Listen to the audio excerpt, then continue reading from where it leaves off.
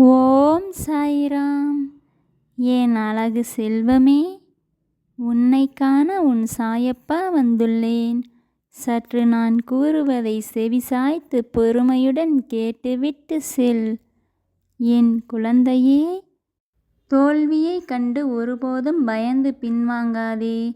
காற்றை எதிர்த்தே பட்டங்கள் கூட மேலே செல்கின்றன.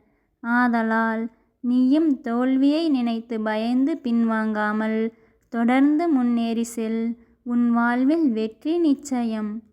உனக்கு வரும் தடைகளை சவால்களாக எடுத்துக்கொண்டு தொடர்ந்து உன் வாழ்வை நோக்கி முன்னேறி செல் என் செல்வமே.